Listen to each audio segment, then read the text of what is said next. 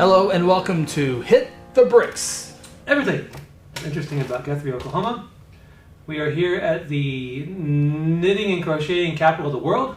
That's right. Boom, downtown Guthrie. Yeah. Mm-hmm. We're going to use a lot of phrases today that may not be factually on point, but we're just going to go with it. So works for me. Keely, thanks for letting us be here today. Oh, thanks for coming. You're supposed to tell us the name of the business so I can follow up. Sealed with a kiss. SWAK! Yes. I've been waiting all day to say SWAK!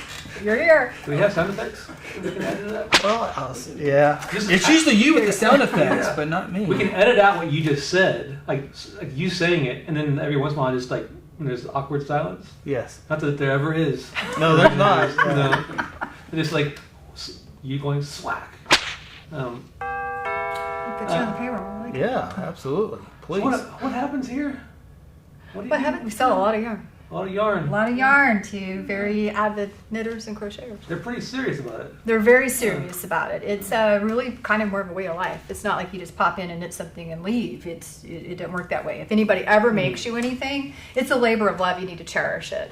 Because that's why you can't go and really buy on the market something that someone has knit for you because they've put hundreds of hours into making you the sweater.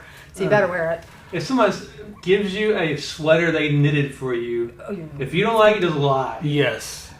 Absolutely. Absolutely. If you're that's the ugliest sweater I've ever had, just tell them you love it. Yeah, because it really crushes all them. the time. It took half their life to knit that sweater. Well, and the cost of the materials, that's what really kind of surprises people is, what they pay, especially at my store, because we sell quality natural fibers. It probably costs more than you would expect to pay for a sweater. So it's an expensive hobby.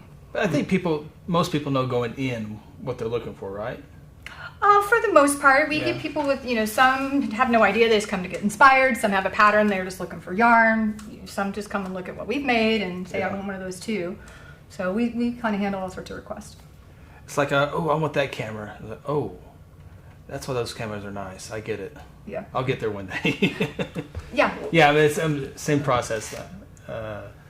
Quality. Right. Not all yarn's the same. Years ago, I had a second location down in the city, and our landlord was actually the Red Cup. You may be familiar with them. It's a coffee house. And Kurt, when he wasn't really sure a yarn shop was really the good neighbor for him, he goes, well, can't you buy yarn at Walmart? And sometimes I'm right on. I said, well, can't you get coffee at McDonald's? He went, I get it. Yeah, it makes sense now.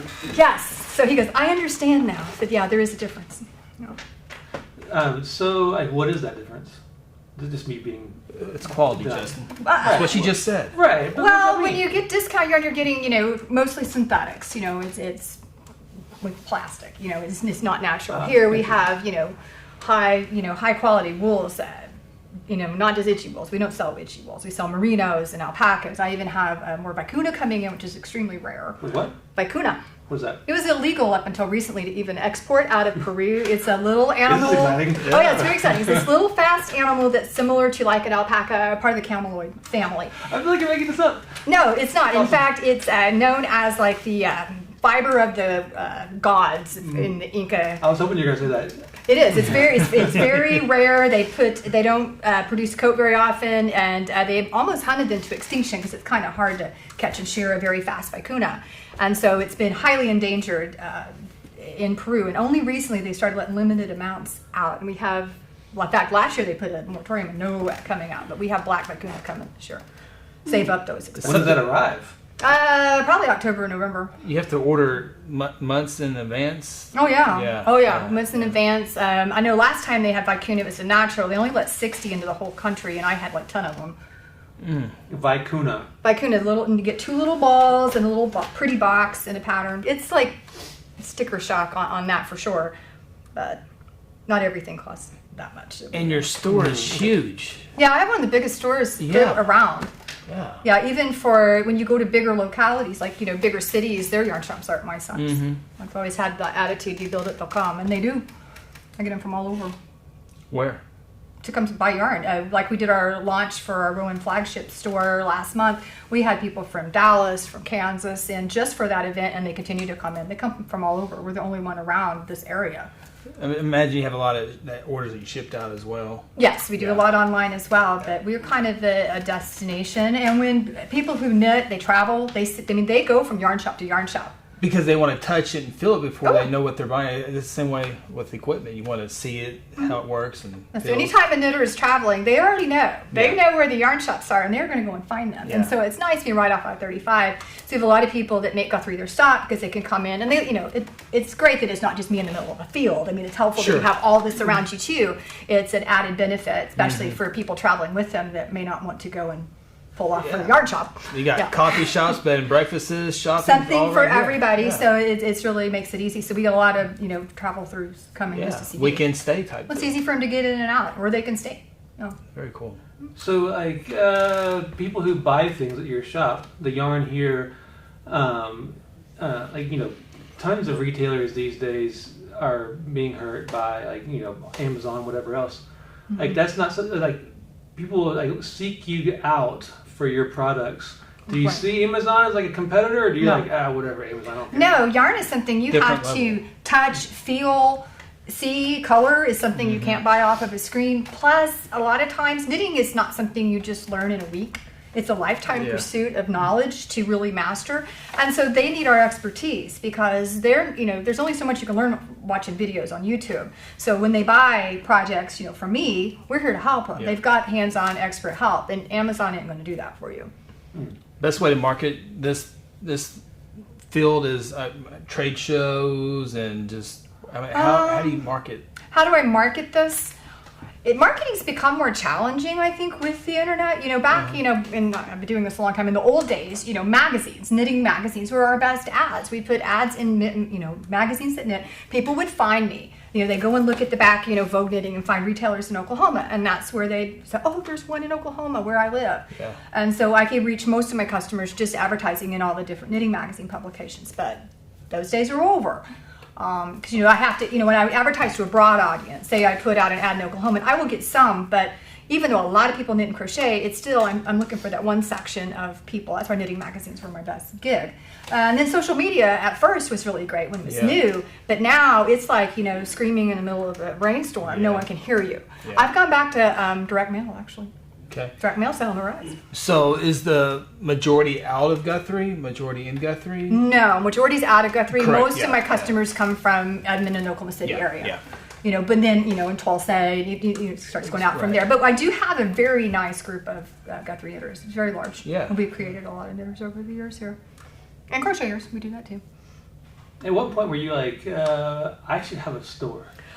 Well, Justin, most things I do, I fall into backwards. I'd like to say that I have this, great life plan and I follow it to a T, but things don't always go that way. I've actually... You didn't go to knitting college and then Kind knitting of. grad school? And I've grown up in this business. My Okay. mom was an avid creator. She did all forms of needlework. She was brilliant, very master at what she did. And so I've honestly been kind of doing this since like the mid-70s. I've grown up helping her, volunteer help at yarn shops, and she had her own needlework store, and doing this all over the years. And I was probably right out of college, and Mom was getting back into knitting. She had quilted for a long time and finally said, "I'm done," and wanted to knit for me. And we went to what was the one yarn shop at the time, which was your standard yarn shop for the day. And it was, for someone my age, in my early 20s, this is an old lady store. Yeah. I'm like, "Please, Mom, no, just take me to the mall." Yeah.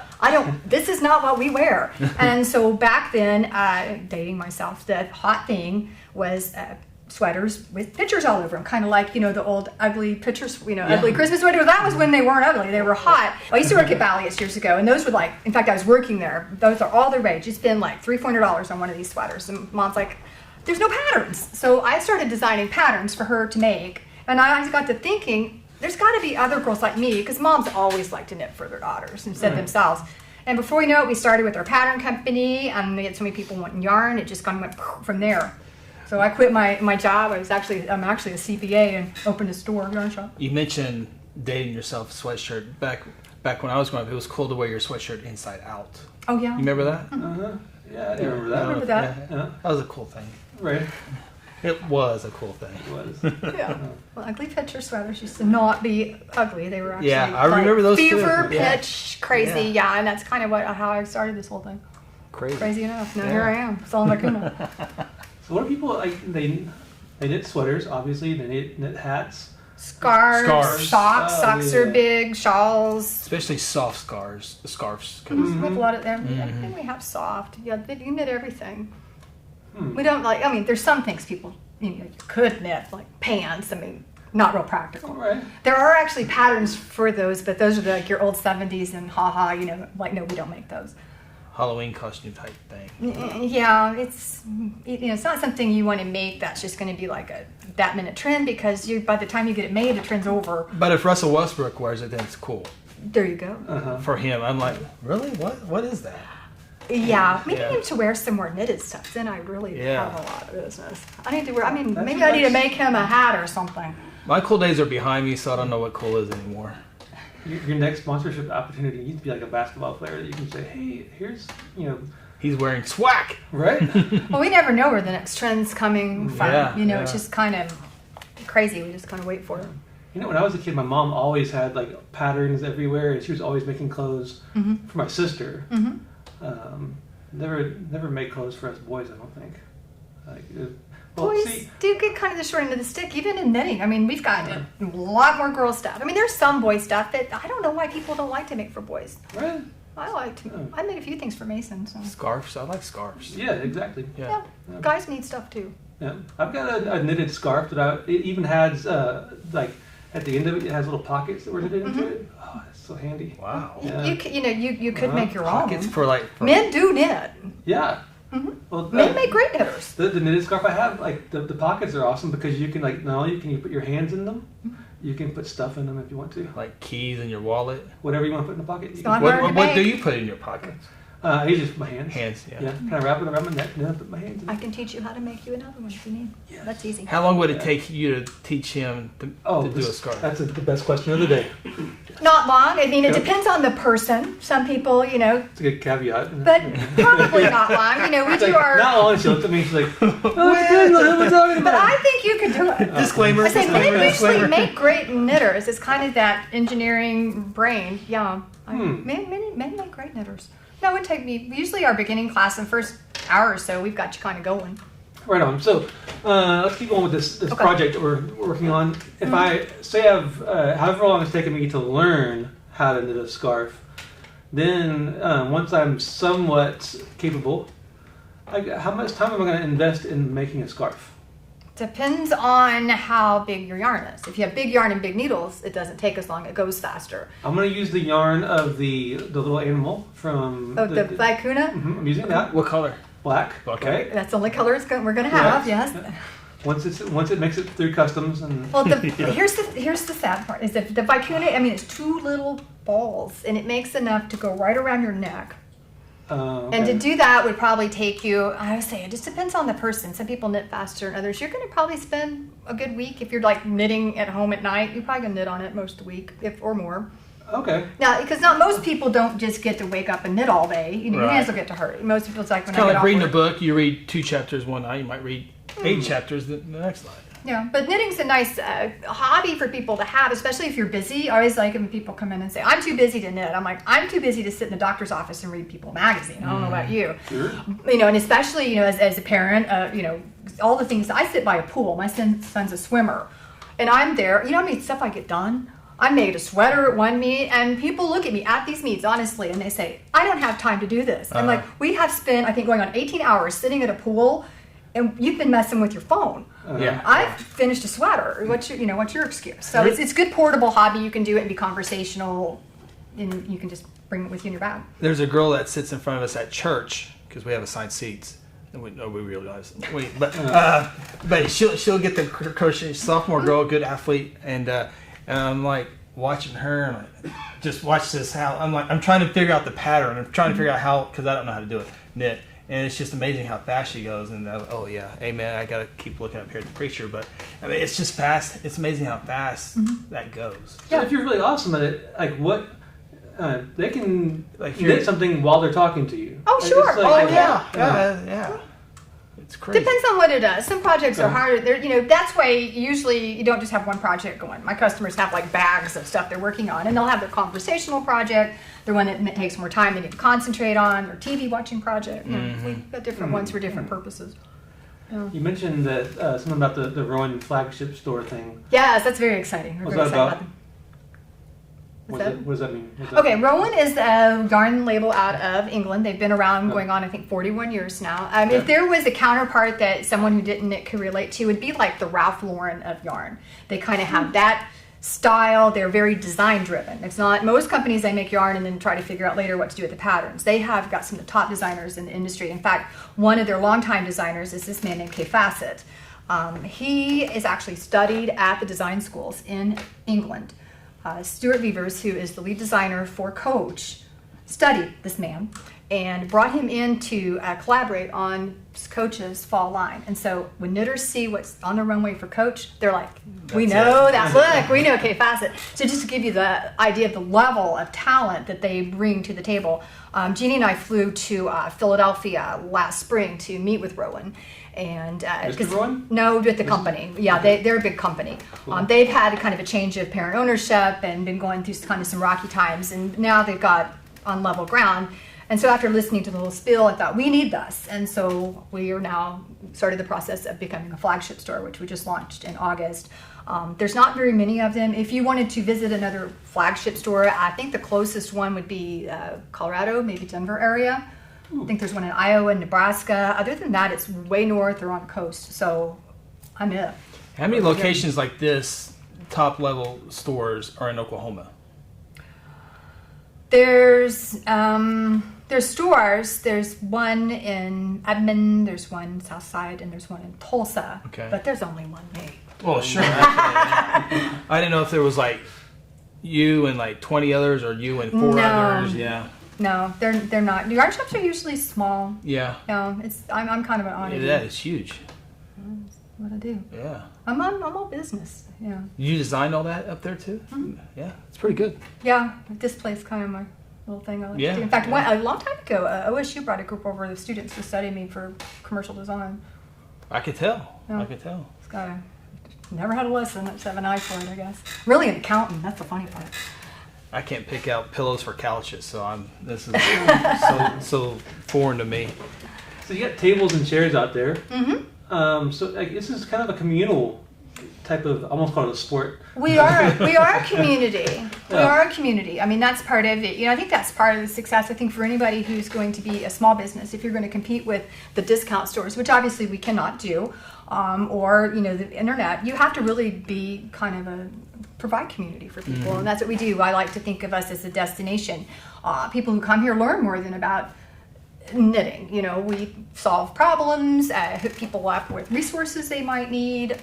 Some are Swapping ideas. Some are fun resources. Yeah. Some are serious resources. People who might need help. We're here for that. So I take that very seriously as part of what we do here. And then we also sell. I also have clothing and some other handbags and stuff. So I'm here just to anything I think that's cool that people need, I buy it. There you go. Yeah. So you need more than just yarn. Those brand new folks who have never ever knitted before, they can come in here and they'll be like, they're scared of like, what am I? How do I even get started? But they can get like entire like kits, right? What we do is How's that we've recently just revamped our beginner bunch class. We run it once a month, and you can knit or crochet. And we broke it down to just real simple, like project 1. You're making a scarf.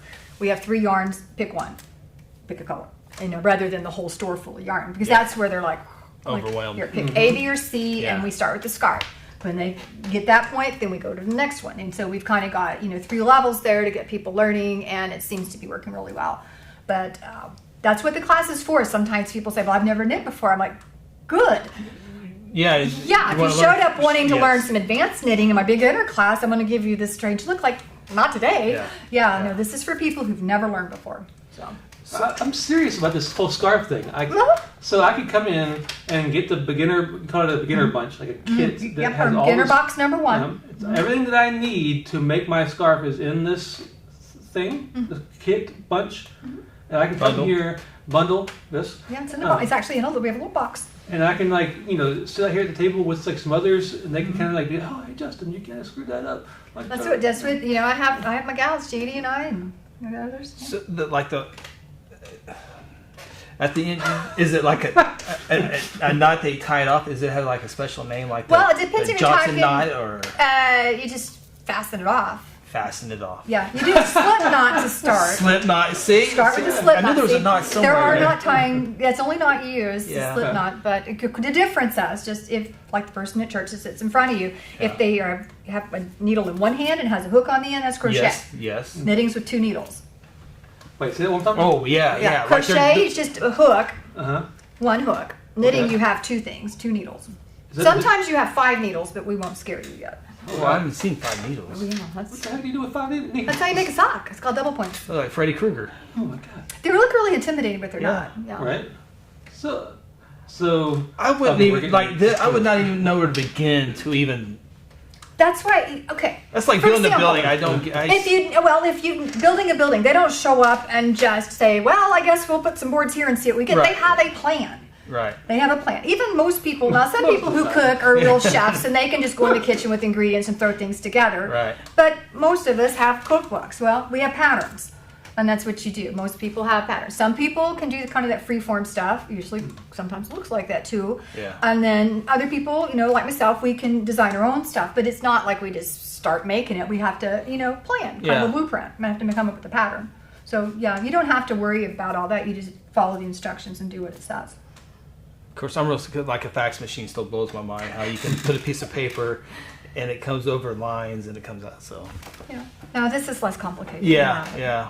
I guess you have a lot of customers, or some customers that buy your products, make things, and then sell them. Like they have their own businesses. No, it's not more usually. Like kind of just Doesn't pay. personal. Yeah. I mean, there's some. But it just does not pay. Yeah. Because the scarf you're talking about making, say you get the scarf and spend like $30 on yarn to make a scarf with, and then you're going to sit and spend hours and hours working on it.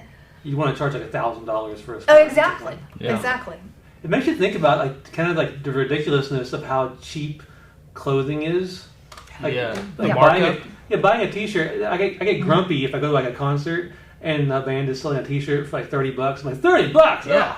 But it's like this world of fabric and complicated things. Even if it was like mass produced, it's still super complicated. Well, especially in knitwear, you're not going to find hand knits at a really affordable price, and you have to watch the label because if it just says hand knit, it's probably actually machine knit. There are machines like home knitters can have that, where you operate the machine by hand, so they count that as hand knit. Oh, that's tricky. But unless it says hand knit on 2 needles, then it's hand knit. And I promise you, almost anything you find that way is over in a third world country where people are getting paid rice to make Right. this thing with. Yeah. And even then it's expensive. So when someone says, I want you to make me a sweater, and I say, you can't afford me. I'm not being rude. It's kind of probably true. Or maybe more than you're willing to pay. So it's will trade you this a sweater real for a house. gift to get Yes. one. Yeah, exactly. It's not that bad. But I'll just have take a house. Justin make me one. Right. Yeah. Yeah. Thanks, Justin. Anytime. So like this huge store you have. Yet you have some things other than just yarn. And what kind of like items can you buy in your shop? If you're not into yarn, and maybe yarn's not your thing, I have women's clothing. Some real select lines that I like, that I wear. I'm very picky about what I buy. They're usually U.S. made and are flattering on all types of people. That's as a person over the age of whatever. You kind of have to. You can't wear what you wore when you were 20 when you get over 40. We'll say that. I'm more than that though. And clothing, I have handbags. There's a real fun handbag line. Knitters love bags, whether it's to put their knitting in or just for handbags. I have lotions. I don't know if there's anything. I even have a great line of salsa. What? I know. Salsa. Well, okay, it's Maria Reyes, and she's actually, I know her. She's a customer of mine. Her name is Mary. She comes from Enid. She's Wait, I've here seen every that. Tuesday. I've seen her salsa before at other places too. Yes, I was buying it at Crest, and they quit carrying the level I liked, and so she's Right. bringing it to me from Enid. And so many people here, especially on Tuesdays, we're really busy. All ladies come or want her salsa. I'm like, why don't we just sell your salsa, Mary? And her chips are awesome, and you're not going to find those at the grocery store. I didn't even know that was an Oklahoma thing. She's out of Enid. In fact, you can come meet her on most Tuesdays, except at State Fair right now. So wait a few weeks. She's hilarious. You would like Mary. She has fantastic salsa. She's Yeah. she's a hoot. She's a lot of fun. Oh, what a small world. Yeah. So if it's anything that we think we need that would enhance the life of my customers, I buy it. So are your customers, are they mild salsa people or hot salsa people?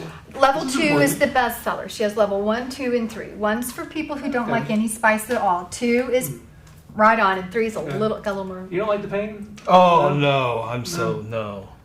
It's No. not that spicy. And it's good. And she's a recipe. Lights me a up. good cake recipe that uses her salsa. What? Yeah, it's really good. This is so educational. You can learn all sorts of stuff hanging out here. This is just tip of the iceberg. My wife loves, like, as hot as you can get the salsa, she's into it. Oh my gosh. And then even, like, we go to see, like, Thai restaurants. Mm-hmm. And my wife is, what is it, like 1 to 5? Is that what the scale is at Thai restaurants? She's a 5. Oh, wow. And it's just Does she have any taste buds? it's wrong. No. That is weird. Dragon. Breathing fire. Yeah. She's weird. Love you. Love you. Yeah, she's weird. It's edited out anyway. Downtown location. I mean, it is nice. We talked about it a little bit earlier, but man, you got so much stuff around you that it does make it a nice little. People from Kansas City or whatever. Makes it easy to find for the most part. I like being on this side of Oklahoma. It helps having the parking lot out back where Jocelyn is, because the street parking stays pretty full. Yeah. Especially when lunchtime. And my customers know I've got the cool entrance with the big rooster and the lips on the door. So when it was closed down last week, I'm like, look for the rooster. Come on up the steps. So we leave the back door. The back door's always open, so if they can't find a place to park, they know just park in the back. So it makes it easier because it's very rare that there's not a parking spot back there. Well, the big old sign that says SWAK. Yeah, and my big rooster. You haven't seen a big rooster back there. Yeah, big rooster. I love it when the shops have entrances off of like the alleyways. For some reason, I think it's just cool. Mm-hmm. I remember I think he was visiting Madison, Wisconsin, and there was like a whole like row of businesses that had like their alternate entrances in the alley, and those were like just a little bit cooler. Oh yeah, you're cooler when you come in the back alley. You could make it a little bit weirder. Right. You didn't have to introduce like a committee or something. That you're special. The VIP. Yeah, come in the back. I've been here before. I know what I'm doing. Yeah. So other than like the kind of like dropping in with the beginner bunch kind of things, there's been, especially over the summer, like lots of like arts kind of things and like fiber arts. Is that the right phrase? Fiber arts. Yeah, so maker days in Guthrie, those kind of things. That's a kind of like a growing. It's a movement that's been going for a while. It's nice to see that people are interested in making stuff. People need to make stuff. I think in electronic age, something about being able to use your hands and say, "Wow, I did this." Hold on, I got a message. Exactly. Get off your phone and actually create something. It's good to do. And the makers type projects focus on something where you can just pop in, make something, and leave. And we are able to, cater some things that we do to that. We usually have a beginner bunch running that day anyway. Not that you'll leave with a scarf, but you'll be well on your way. And then we've got another one coming up in October where we're going to do crochet jewelry. And anybody can do that because you're basically learning what you learned to start crocheting to make this with. So you can make a necklace, learn step 1 of crochet, and not know how to do anything before you come in. We dyed scarves last Saturday. Well, that was fun. So we find things that kind of work with it, but knitting and crochet is not really a make and take type activity. Is it like year round? Is there a season that's like winter time? Yeah, there's a season. Yeah. Our season is when people are indoors and bored. Yeah. So nice weather when the garden centers are hopping, not good for me. We compete with that a lot. So right now, we get busy when it gets hot because again, their yard's dying, tired of watering, ready for winter. We get kind of busy, and then it slows down a little bit going into September. Although we've been super busy because of this Rowan launch, and then mid-October is when it really hits, and we're busy through March, especially January. January's my best month. January. Mm-hmm. Yep. People are done with Christmas and other people, and it's me time. So they can really, buy stuff and make stuff for themselves. Hot chocolate, knitting. Goes together. Yeah, nothing better than a snowstorm. Some people I've met before, they have shops, especially up north where it snows a lot. They say they'll be like in a strip mall, and the only 2 places left open are them and the liquor store. Yard of liquor. Yep. Hot chocolate. Everybody else goes home, but a little bit of whiskey, you put it in the hot chocolate while you're knitting. Yep, we're right up there with bread, milk, and whiskey when it comes to snow. Sound like a song, bread, milk, and whiskey. And yarn. Yarn. Yeah, that's all you need. We need more knitting songs. Not a whole lot of knitting songs. Probably, maybe. Slipknot, that's a group. Slipknot, that was right. No. I bet they had some crochet. There probably are some. I'm just not usually into knitting songs. Sorry. Maybe you could write me one. I read an article about this is dating me, and also it talks about my musical taste. I read an article about Slipknot, the band. I was like, those guys are old now. Yeah, they're all old. It's so sad. Okay. some current event kind of thing. This Saturday is the fly-in day out at the airport. Cool. Yes. Lots of activities out there at the Guthrie Edmond Airport. Regional Airport. Original Airport? GERA. G-E-R. Guthrie Edmond Regional Airport. Nice. You're good That's with how I acronyms. remember it. GERA, yeah. Yeah. Gara. Right on. GERA. So there are tons of like activities for kids and grown-ups, and I think you can even take plane rides. Is that right? Absolutely. I think so, yeah. Like 8 Cool. to 17-year-olds, something like that. Yeah. Yeah. Yeah. We can just make that. My kids have done it before. Oh, right on. Yeah. I was like, oh, my kid's up in the air with a stranger. That's awesome. But these are well trained. Yeah, Right, it's a fun responsible thing. adults. in You charge of assume they're airplanes. just well trained. I don't think Shalon would let anybody just fly my No, kid up in the air. Of course but- not. Of course not. Food trucks. Food trucks. Yeah, you can go out there and fly a plane, eat some food out of a truck, like a professional, not just like a pickup truck. Right. It's like trucks made to serve and cook food. Hence the name food truck. Yep. We'll keep on going. Oh, so if you want more information about the fly-in, 282-2312. Let's see what else. Byron Berlin has a show Saturday night. 21st, actually. 21st, yes. 7:30 at his new place. Also on the 21st, the big car show down at Mineral Wells Park. The flashbacks. We have some good car shows here. We do. It's kind Big of ones. Yeah, it's kind of become like a car show town. It just looks good to have like old, fancy, pretty cars parked in front of old, fancy, pretty buildings. Yeah. It's a good combination. Good view. Yeah. Fancy old cars parked in front of SWAK. Yeah. So are you good with cars like, oh, that's a 58 Camaro Chevrolet? I don't know about cars. I'm the worst. I couldn't finish them. I Yeah. thought. You good with cars?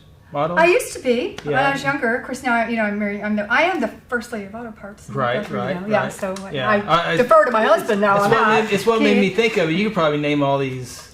I used to have a Mustang when I was a kid, and my dad worked out of town, so if it broke, I had to get out there and learn how to fix it. So it's pretty handy. I could do all sorts of stuff. You said back Mustang. in the What's weird? I had a friend that lived a Mustang in high school, and he drove a Yukon.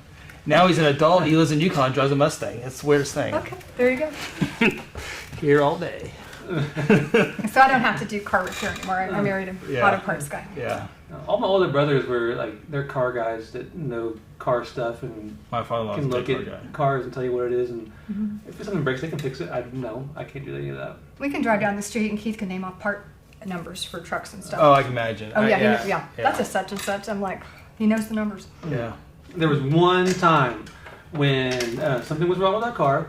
I'm so proud of this story. I'm glad I get to tell it. Like in the whatever was wrong with it, I can't remember now. But we took it to a mechanic, and he was basically like, "You know what? I hate doing this. That whatever that repair is like, it's just not Like worth on the it." pistons or It was like exhaust a- or. it was like a $4 part. Oh. But he was like, "I'm going to charge you $200 to fix this because You have Wow. to move everything yeah, out it of the way. sucks to do this job." Oh. So he's like, I don't want to do it, but you can look up YouTube videos and That's the figure out kiss how of to do death it. right there. And I was like, that'll save me $200 by just watching. He's like, yeah, you can do this. And so I bought like the $4 part, This is gonna be bad. I can already and tell. I watched YouTube videos for like 5 days, Yep. trying to figure out how to do this. And like it was like you had to like reach like blind down into like back behind the engine, and it was just impossible. I tried days, and I couldn't get it to work. It was some kind of sensor you had to do with like replace. Finally, this is the genius of the internet.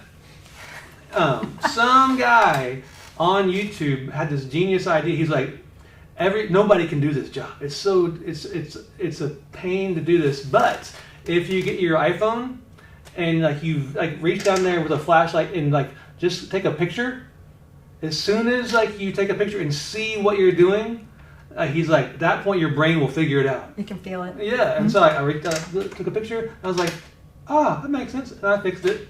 You should have charged Really? that mechanic Yeah. $200 for your tip. Yeah, I treated myself to $200. Good for you. Yeah. Usually those stories don't end that way. Believe me, I hear them. Oh yeah, I've broken a lot of stuff. in So my day. you'd be able to open your hood on your car that you drive 2 days of the year, and you'd be able to find the alternator. The qualifying part of that is It's being yes able to or open no. the It's a hood. yes or no. Opening the hood. First of all, it's like I do that so seldom. Most of the time, I'm like, oh my God, how do you open his hood? But I go to open the hood. And, that opened back there. I might be able to, I think I can like point at an alternator. Think you could? Yeah. What's the benefit of a classic car? You just reach up in there and grab it, you know? Yeah. New cars make it harder. Yes. They don't want you working. It's all computer That's chip. what Keith will tell you. But that's the cool thing. You put the thing into the computer, and the computer tells I can you. tell you stories about that too. Yeah. Well, that's another. Yeah. If Lance Benton's probably watching this going, oh my God. I remember in college, a friend of mine bought a Saab, and we tried for like hours to get to open the hood, and finally realized it opened the other direction. It was like one of those instead of. If you're listening, yes. I just did a hand motion for like the hood opening this way and then opening the opposite direction. Just so you're aware of what's happening on this episode. That's way beyond me too. So.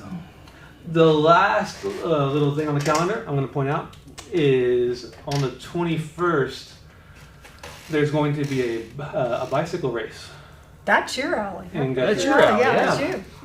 So there's the G3 bicycle race series is in Guthrie this fall.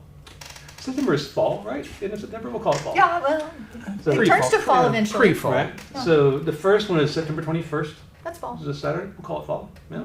And so if you like riding bicycles, racing gravel bicycles, really specifically, it's kind of a little niche. Yeah. Who knew?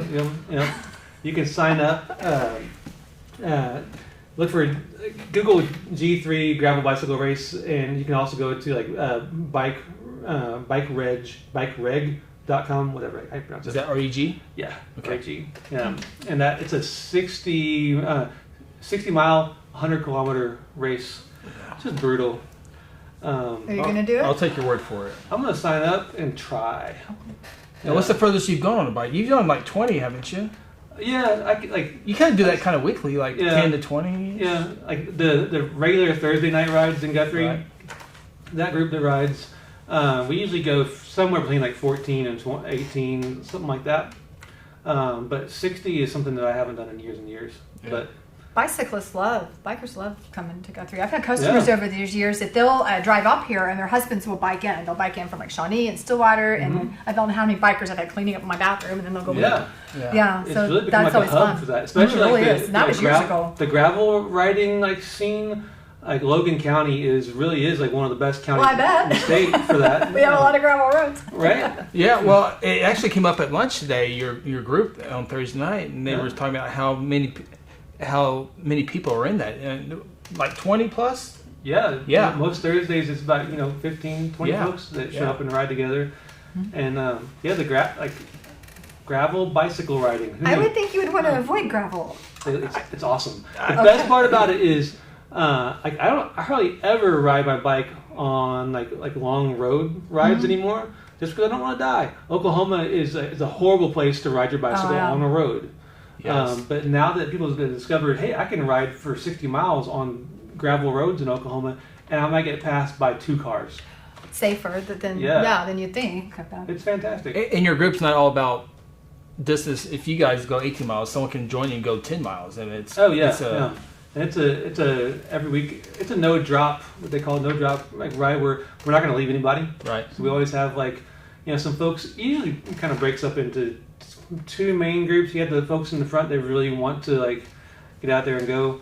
And there are those of us who show offs. Yeah, then there's those of us, me included, in the back who are just kind of moseying along, enjoying the scenery. There are people like me that show up at the end and just walk my bike across and go, Yeah. wow, that was quite a race. And you guys meet Thursday nights at Hoboken? Yeah, we leave at 6:30 from the parking lot there at Hoboken, and then we're usually back and done by 8. And then we hang out for an hour, just have a good time. Yeah. Cool. Yeah. Very cool. Hey, before we get out here, it was cool to see the Lieutenant Governor had a weekend getaway here in Guthrie. Yeah, he and his wife That was nice. made a weekend out of Yeah. it. Yeah. So I think his Facebook post said they stayed over at Gary Good's place, ate down at Gage's, went over to Red Brick Nights, hung out. Very cool. Yeah, had the last Red Brick Nights of the year, so that's over for another summer. It kind of signals the end of summer almost in Guthrie now. Yep. Summer is over when regular. So why are you stopping in September and not in October? Well, the first weekend of October is always Bluegrass Festival. Oh, that's right. So, Yeah. so kind of let that be yeah. Bluegrass weekend. Let them have their week to shine. Yeah. They don't need our help. Yeah, Yeah. So, They've only been doing it for 20 some odd years. 24. This will be the 24th or 23rd. I think it's 24th. Byron told us last week. Yes. We've already forgotten. Yeah, I think it's 24. We're really bad listeners. I think it's 24. We'll go with that. Yeah. Keely, thanks for having us in your Well, amazing thank you setup. for Absolutely. coming. Heck yeah. So make sure you come by and visit Keely's shop, and you got a website, City? right? Oh yeah. Which is SWAKnet.com. SWAK.com. SWAKnit.com. All one Oh. word. 2 K's in the middle. Cool. Yep. All right. Visit your website. Stop in. Check it out. It's a wonderful place. Thank Absolutely. Well done. All right. We'll see you. Oh, we're gonna taking next week off. We'll see you in a couple weeks. We'll probably throw up some some of our greatest hits next week. We have greatest hits? We have enough Greatest hit, episodes yeah. now to have Yeah. well, maybe I shouldn't have called them greatest hits because then if somebody doesn't see their episode, they'll be like, why wasn't I a Yeah. greatest hit? Rerun. God dang. Yeah. Gone to reruns. Right. Yeah. Seems like a lot of work for Aaron. Aaron has to go through all of those. Maybe we'll just be off next week. We'll do that. Yeah. See See ya. everybody in a couple weeks. Coming home.